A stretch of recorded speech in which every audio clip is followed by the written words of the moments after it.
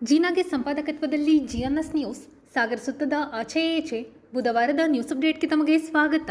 ಮುಖ್ಯಾಂಶಗಳು: ಸಾಗರ ದುರ್ಗಾಂಬ ವೃತ್ತದ ಬಳಿ ರೈಲ್ವೆ ಅಂಡರ್ ಬ್ರಿಡ್ಜ್ ಮಾಡಲು ಬೇಳೂರು ವಿರೋಧ, ಓವರ್ ಬ್ರಿಡ್ಜ್ ಮಾಡಲು ಅಧಿಕಾರಿಗಳಿಗೆ ತಾಕೀತು. ದಾವಣಗೆರೆ ಉಪಚುನಾವಣೆ ಫಲಿತಾಂಶ ಕೈಪರ ಎಂದು ಭವಿಷ್ಯ, ಗ್ಯಾಸ್ ಸಮಸ್ಯೆ ಬಗೆಹರಿಸಲು ಕೇಂದ್ರಕ್ಕೆ ಒತ್ತಾಯ. ಸಾಗರ ಯೋಜನಾ ಪ್ರಾಧಿಕಾರದ ಸಭೆ, ಲೇಔಟ್ ಕಟ್ಟಡ ನಿರ್ಮಾಣಕ್ಕೆ ಅನುಮತಿ, ಪ್ರತಿ ತಿಂಗಳು ಸಭೆ ನಡೆಸುತ್ತೇವೆ, ನೂತನ ಕಟ್ಟಡಕ್ಕೆ ಪ್ರಾಧಿಕಾರ ವರ್ಗಾಯಿಸುತ್ತೇವೆಂದು ಶಾಸಕರ ಭರವಸೆ.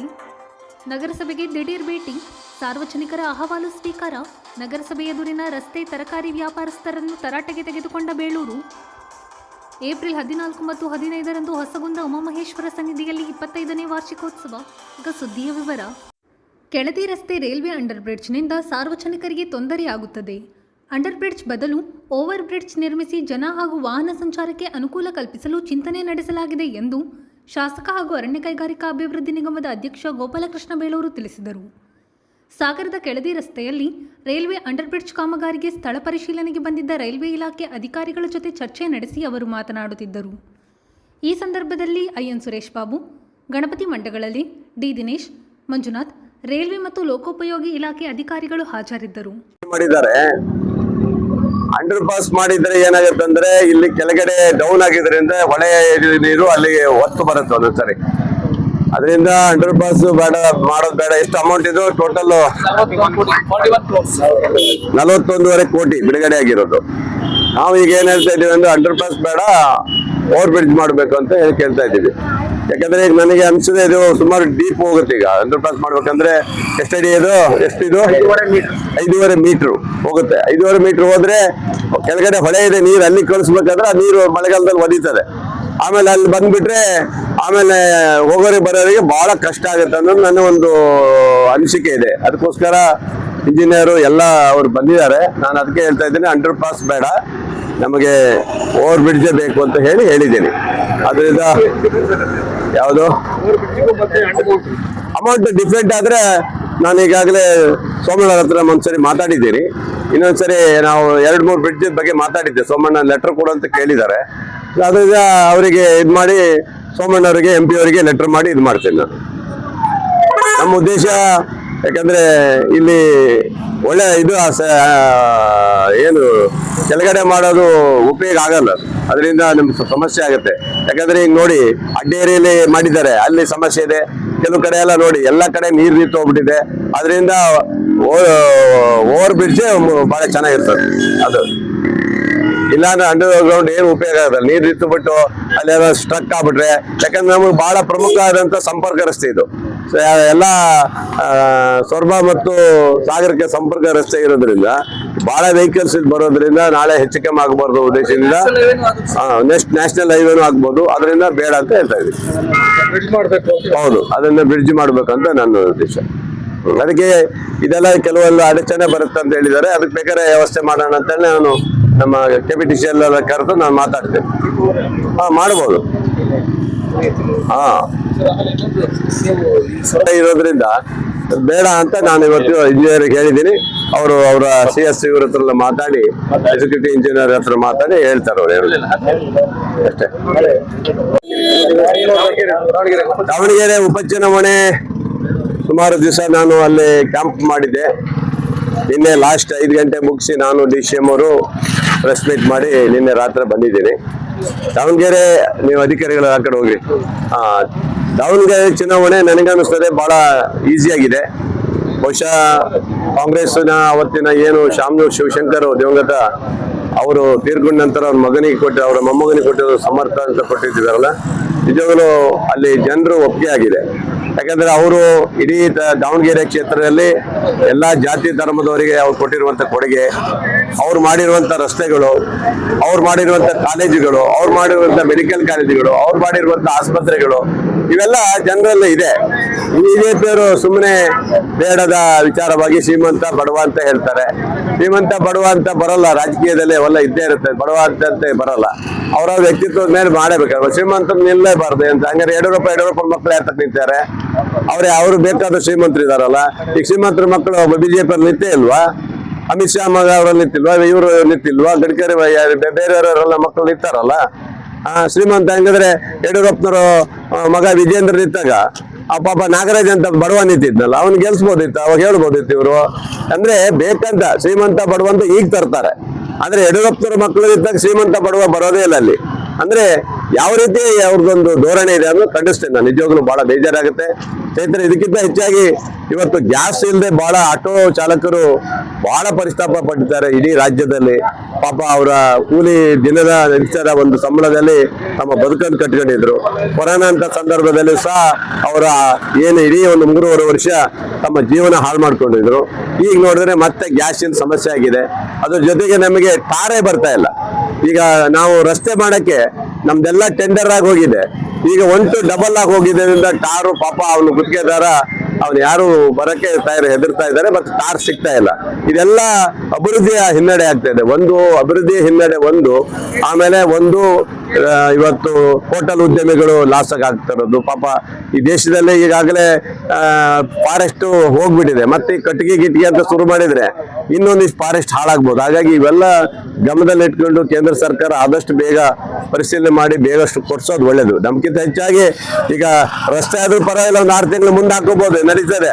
ಆದ್ರೆ ಗ್ಯಾಸು ಪಾಪ ಹೋಟೆಲ್ ಉದ್ಯಮಿಗಳಿಗೆ, ಆಮೇಲೆ ಪಾಪ ಈ ಆಟೋ ಚಾಲಕರ ಪರಿಸ್ಥಿತಿ ಏನಾಗಿದೆ ಅದನ್ನ ತಕ್ಷಣ ಗಮನ ಹರಿಸ್ಬೇಕು. ನಿನ್ನೇನು ಸಹ ಮುನಿಯಪ್ಪನವ್ರು ಹೇಳಿದ್ದಾರೆ, ಬಹಳ ಕ್ರಿಟಿಕಲ್ ಇದೆ, ನಮ್ಗೆ ಕಷ್ಟ ಇದೆ ಅಂತ.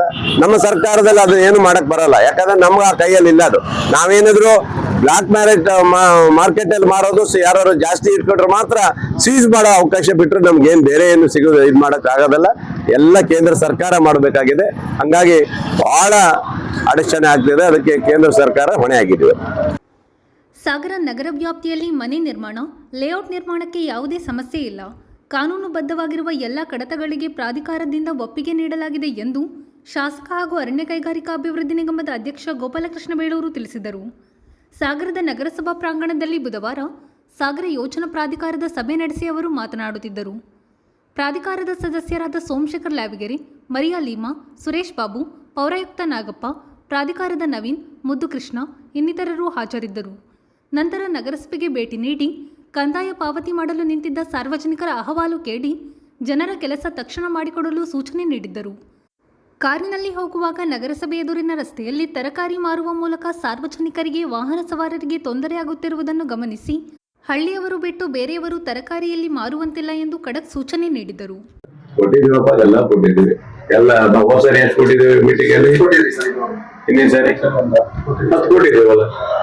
ಇನ್ನೇ ಸರ್ 10 ಲೇಔಟ್ ಕೊಟ್ಟಿದ್ದೀವಿ.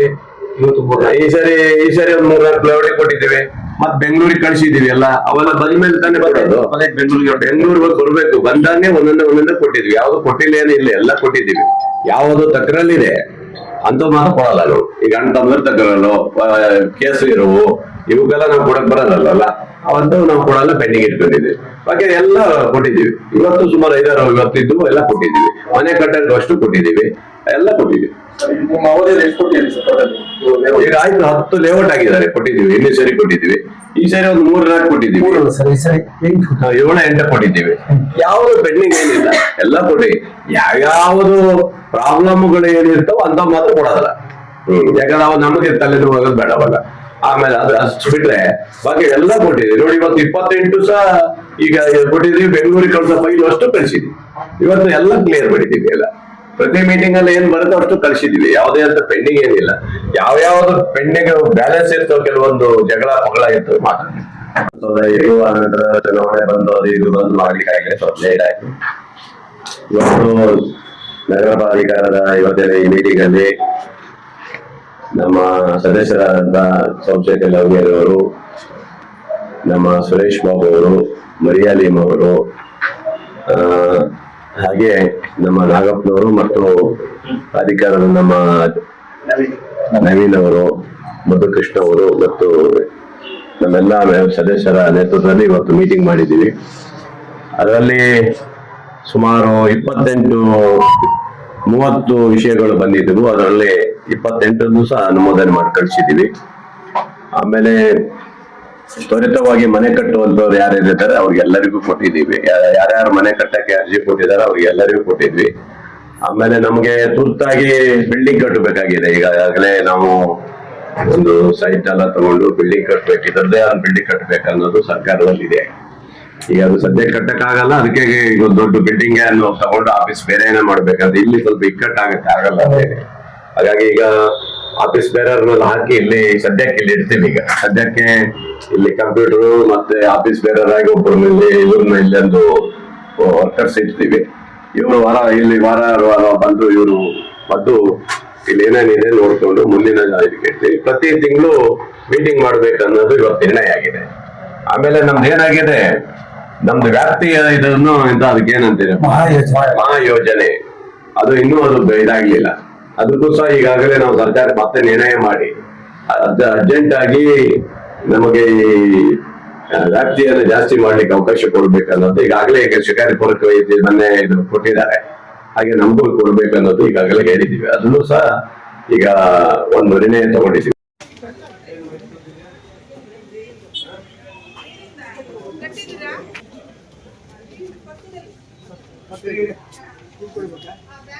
ನನ್ನ ಹತ್ರ ಕೊಡ್ರಿ, ನನ್ನ ಹತ್ರ ಕೊಡ್ರಿ.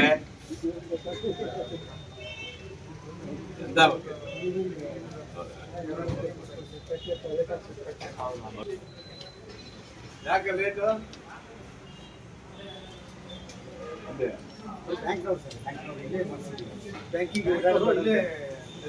ಕೊಡೋದೇ ಕಷ್ಟ. ದುಡ್ಡು ನಮ್ಮ ಕಡೆ ಕೊಟ್ಟರೆ ನೋಡಿಲ್ಲ ಏನ್ರಿ.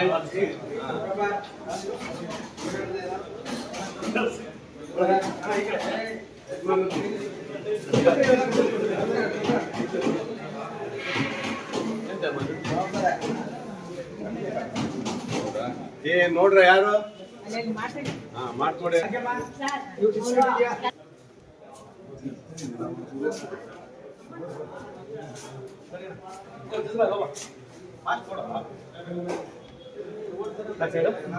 ಯಾರಿಲ್ಲ ಎಲ್ಲೋಗ್ರೆ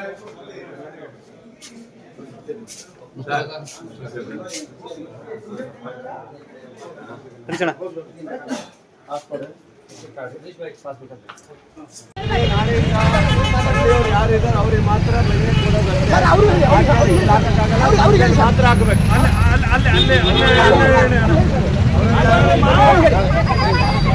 ಮಾತಾಡಿ, ಈಗ ಎಲ್ಲರೂ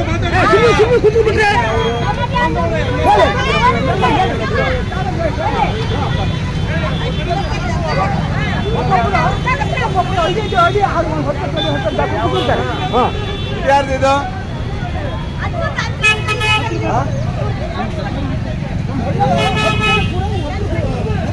ಹಾಕಾಗಿಲ್ಲ ನೀನು ಯಾರು ಹಾಕ್ಕೊಡ್ರಿಲ್ಲ. ನೀವೆಲ್ಲ ನೋಡಿ ಹಾಕಿದ್ರೆ ಟ್ರಾಫಿಕ್ ಜಾಮ್ ಆಗುತ್ತೆ. ಇದೆಲ್ಲ ಹಾಕಾಗಿಲ್ಲ. ಇದೆಲ್ಲ ಹಾಕ್ಬಿಡ್ರಿ. ಯಾರು ಮಾರ್ಕೆಟ್ ಎಲ್ಲ ಮಾಡೋದು ಹೆಂಗ? ಯಾವ ನಿಂದು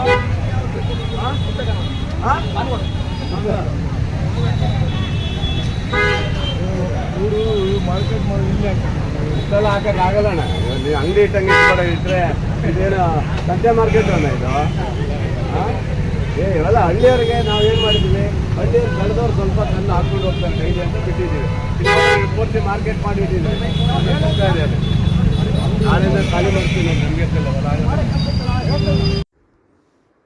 ಸಾಗರ ತಾಲೂಕಿನ ಹೊಸಗುಂದ ಉಮಾಮಹೇಶ್ವರ ದೇವಸ್ಥಾನದ 25ನೇ ವಾರ್ಷಿಕೋತ್ಸವ ಏಪ್ರಿಲ್ 14 ಮತ್ತು 15ರಂದು ನಡೆಯಲಿದೆ.